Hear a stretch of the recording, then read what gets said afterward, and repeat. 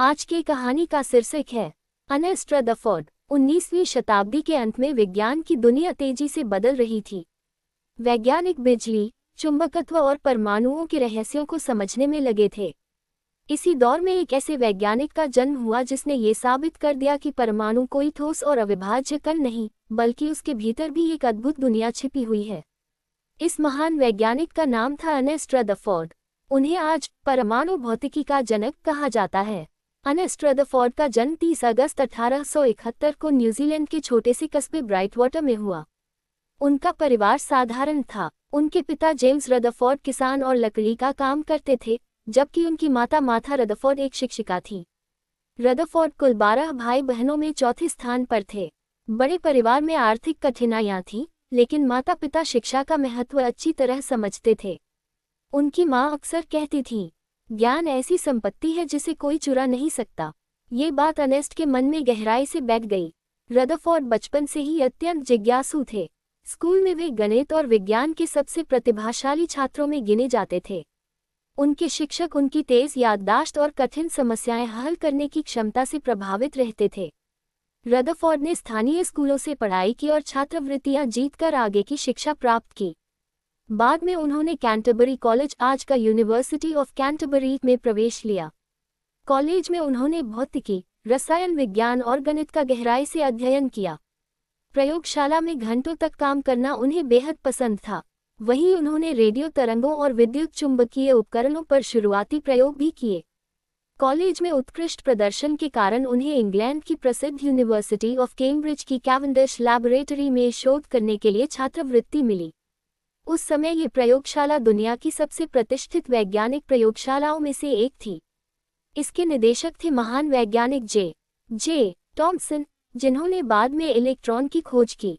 1895 में Rutherford England पहुंचे। यह उनके जीवन का सबसे बड़ा मोड़ था। पहली बार उन्हें आधुनिक उपकरणों और विश्वस्तरीय वैज्ञानिकों के साथ काम करने का अवसर मिला। कैवेंडिश प्रयोगशाला में रदरफोर्ड ने रेडियो तरंगों और गैसों में विद्युत प्रवाह पर शोध शुरू किया। वे बहुत मेहनती थे और अक्सर देर रात तक प्रयोग करते रहते थे। उनकी मेहनत देखकर जे थॉमसन बहुत प्रभावित हुए। धीरे धीरे रदरफोर्ड प्रयोगशाला के सबसे प्रतिभाशाली युवा वैज्ञानिकों में गिने जाने लगे। उसी समय फ्रांस के वैज्ञानिक हेनरी बेकरेल ने रेडियोधर्मिता यानी रेडियो एक्टिविटी की खोज की थी।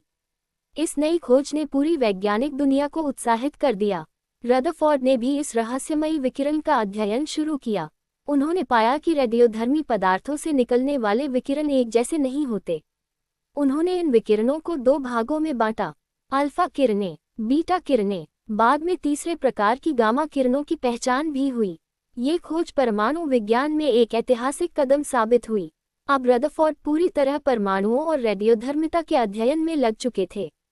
उन्हें महसूस होने लगा था कि परमाणु उतना सरल नहीं है जितना पहले वैज्ञानिक मानते थे। उन्हें यह विश्वास था कि यदि परमाणु की संरचना समझ ली जाए तो प्रकृति के अनेक रहस्य सामने आ सकते हैं। यहीं से शुरू हुई वह वैज्ञानिक यात्रा जिसने आगे चलकर पूरी दुनिया की परमाणु संरचना की समझ बदल दी। 1898 में रदरफोर्ड को कनाडा के मगिल यूनिवर्सिटी में भौतिकी के प्रोफेसर के रूप में नियुक्त किया गया। यहाँ उन्हें आधुनिक प्रयोगशालाएं और स्वतंत्र रूप से शोध करने का अवसर मिला। उन्होंने रेडियोधर्मी तत्वों पर लगातार प्रयोग किए और पाया कि रेडियोधर्मिता कोई सामान्य प्रक्रिया नहीं, बल्कि परमाणु के भीतर होने वाला परिवर्तन है। उस समय अधिकांश वैज्ञानिक मानते थे कि परमाणु एक ठोस, अविभाज्य गेंद जैसा होता है। लेकिन रदरफोर्ड को इस धारणा पर संदेह था। रदरफोर्ड ने रसायनज्ञ फ्रेडरिक सॉडी के साथ मिलकर एक क्रांतिकारी सिद्धांत प्रस्तुत किया।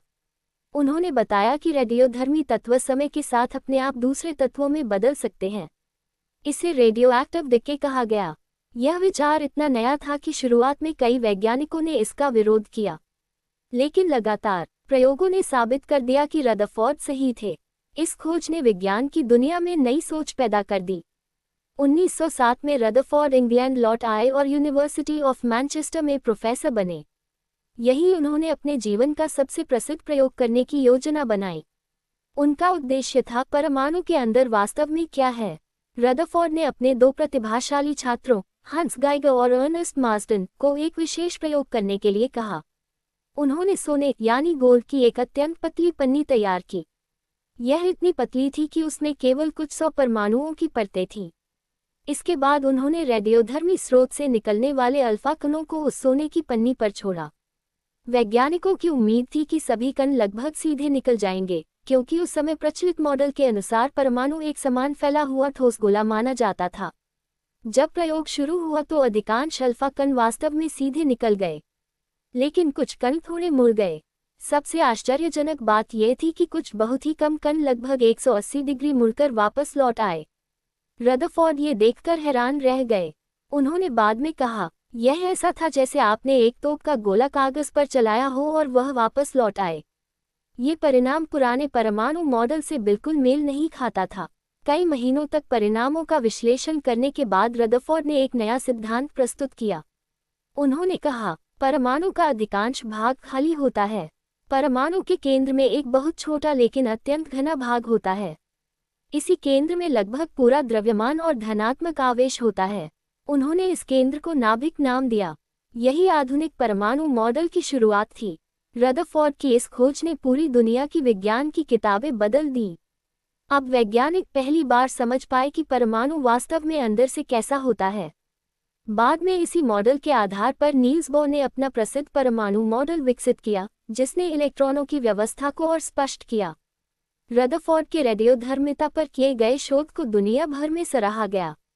उन्हें 1908 में रसायन विज्ञान का नोबेल पुरस्कार मिला। दिलचस्प बात यह है कि वे स्वयं मुख्य रूप से भौतिक विज्ञानी थे, लेकिन उनका कार्य इतना महत्वपूर्ण था कि उन्हें रसायन विज्ञान का सर्वोच्च सम्मान दिया गया। रदरफोर्ड मजाक में कहा करते थे, मैंने कई तत्वों को बदलते देखा है, लेकिन किसी भौतिक विज्ञानी को रसायनज्ञ बनते पहली बार देखा। उनकी विनम्रता और हास्यप्रिय स्वभाव उन्हें छात्रों के बीच भी बहुत लोकप्रिय बनाता था। नाभिक की खोज के बाद दुनिया भर के वैज्ञानिकों का ध्यान परमाणु की आंतरिक संरचना पर केंद्रित हो गया। रदरफोर्ड लगातार नए नए प्रयोग करते रहे। उनका मानना था कि यदि नाभिक को समझ लिया जाए, तो प्रकृति के सबसे गहरे रहस्यों का पता लगाया जा सकता है। उनकी प्रयोगशाला में दुनिया के कई प्रतिभाशाली छात्र शोध करने आते थे। रदरफोर्ड उन्हें हमेशा कहते थे, विज्ञान में अनुमान नहीं, प्रमाण सबसे महत्वपूर्ण होता है। 1917 में रदरफोर्ड ने एक ऐतिहासिक प्रयोग किया। उन्होंने तेज गति वाले अल्फा कणों को नाइट्रोजन गैस पर छोड़ा। इस प्रयोग के दौरान उन्होंने देखा कि नाइट्रोजन के परमाणु बदलकर ऑक्सीजन के परमाणु बनने लगे और साथ ही एक नया धनात्मक कण बाहर निकला। यह इतिहास का पहला आर्टिफिशियल ट्रांसम्यूटेशन यानी कृत्रिम परमाणु परिवर्तन था, अर्थात किसी एक तत्व को प्रयोगशाला में दूसरे तत्व में बदलना। सदियों से लोग मानते थे कि एक तत्व को दूसरे तत्व में बदलना असंभव है। रदरफोर्ड ने ये धारणा बदल दी। इसी प्रयोग के दौरान रदरफोर्ड ने उस धनात्मक कण की पहचान की, जिसे बाद में प्रोटॉन नाम दिया गया। उन्होंने बताया कि हर परमाणु के नाभिक में प्रोटॉन होते हैं और यही किसी तत्व की पहचान तय करते हैं। आज हम जानते हैं कि किसी तत्व का परमाणु क्रमांक उसके प्रोटॉनों की संख्या के बराबर होता है। यह आधुनिक रसायन विज्ञान और भौतिकी की एक मूलभूत अवधारणा है। इलेक्ट्रॉन और नाभिक। अब वैज्ञानिकों के सामने परमाणु की एक स्पष्ट तस्वीर बनने लगी थी। केंद्र में नाभिक होता है। नाभिक में प्रोटॉन होते हैं। नाभिक के चारों ओर इलेक्ट्रॉन घूमते हैं। हालांकि उस समय न्यूट्रॉन की खोज अभी नहीं हुई थी। बाद में 1932 में रदरफोर्ड के ही छात्र जेम्स चैडविक ने न्यूट्रॉन की खोज की। इस प्रकार रदरफोर्ड की वैज्ञानिक परंपरा आगे भी नई खोजों का आधार बनी। रदरफोर्ड केवल महान वैज्ञानिक ही नहीं, बल्कि एक प्रेरणादायक शिक्षक भी थे। उनकी प्रयोगशाला से कई ऐसे वैज्ञानिक निकले जिन्होंने आगे चलकर नोबेल पुरस्कार जीते। उनका मानना था कि एक अच्छा वैज्ञानिक वही है जो अपने छात्रों को अपने से भी आगे बढ़ने का अवसर दे। वे अपने छात्रों से कहते थे, यदि तुम्हारा प्रयोग सफल नहीं हुआ, तो इसका अर्थ है कि तुमने कुछ नया सीख लिया।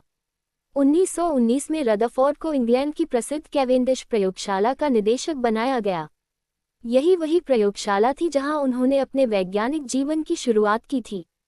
अब वे स्वयं युवा वैज्ञानिकों का मार्गदर्शन करने लगे। उनके नेतृत्व में कैवेंडिश प्रयोगशाला परमाणु भौतिकी का विश्व का सबसे बड़ा शोध केंद्र बन गई। रदरफोर्ड की खोजों ने कई नई तकनीकों और शोधों का रास्ता खोला।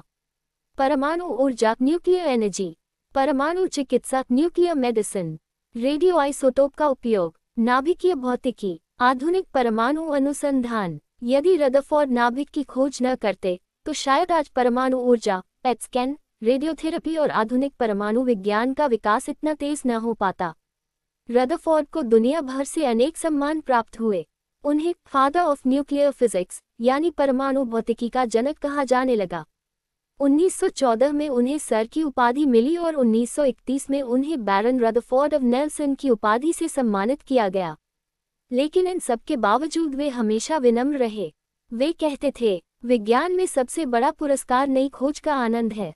1920 और 1930 के दशक तक अर्नेस्ट रदरफोर्ड दुनिया के सबसे सम्मानित वैज्ञानिकों में गिने जाने लगे थे। उनकी प्रयोगशाला में विभिन्न देशों से युवा वैज्ञानिक शोध करने आते थे। वे हमेशा अपने छात्रों को नए प्रश्न पूछने और प्रयोगों से उत्तर खोजने के लिए प्रेरित करते थे। उनका मानना था कि विज्ञान केवल पुस्तकों से नहीं सीखा जा सकता, बल्कि प्रयोगशाला में लगातार प्रयोग करके ही नई खोजें संभव होती हैं। रदरफोर्ड के कई शिष्य आगे चलकर विश्व प्रसिद्ध वैज्ञानिक बने। उनमें से सबसे प्रसिद्ध थे जेम्स चैडविक, जिन्होंने 1932 में न्यूट्रॉन की खोज की। इसी प्रकार नील्स बोर ने रदरफोर्ड के नाभिकीय मॉडल को आगे बढ़ाते हुए परमाणु का आधुनिक मॉडल विकसित किया। रदरफोर्ड अपने छात्रों की सफलता को अपनी सबसे बड़ी उपलब्धि मानते थे। रदरफोर्ड का स्वभाव सरल, विनम्र और हास्यप्रिय था। वे कठिन वैज्ञानिक विषयों को भी सरल भाषा में समझाने की कोशिश करते थे। उनका एक प्रसिद्ध कथन था, यदि किसी प्रयोग के लिए बहुत अधिक आंकड़ों की आवश्यकता पड़ रही है, तो शायद आपको अपना प्रयोग बेहतर बनाना चाहिए। ये कथन आज भी वैज्ञानिक अनुसंधान में उद्धृत किया जाता है। रदरफोर्ड ने परमाणु की संरचना को समझने में महान योगदान दिया, लेकिन उनका मुख्य उद्देश्य केवल ज्ञान की खोज था। उन्होंने कभी परमाणु बम बनाने का विचार नहीं दिया। वास्तव में, वे मानते थे कि परमाणु ऊर्जा का उपयोग मानवता की भलाई के लिए होना चाहिए। 1937 में रदरफोर्ड की तबीयत अचानक खराब हो गई। उन्हें पेट से संबंधित गंभीर समस्या हुई और उनका ऑपरेशन किया गया। दुर्भाग्य से ऑपरेशन के बाद उनकी स्थिति बिगड़ती चली गई। 19 अक्टूबर 1937 को 66 वर्ष की आयु में उनका निधन हो गया। उनकी मृत्यु से पूरी वैज्ञानिक दुनिया शोक में डूब गई। रदरफोर्ड को ब्रिटेन के सबसे प्रतिष्ठित स्मारक वेस्टमिंस्टर एबी में दफनाया गया। यही कई महान वैज्ञानिकों और राष्ट्रीय हस्तियों की समाधियां भी हैं। रदरफोर्ड की समाधि आइजैक न्यूटन और चार्ल्स डार्विन जैसे महान व्यक्तियों के निकट स्थित है। ये सम्मान बहुत कम लोगों को प्राप्त होता है।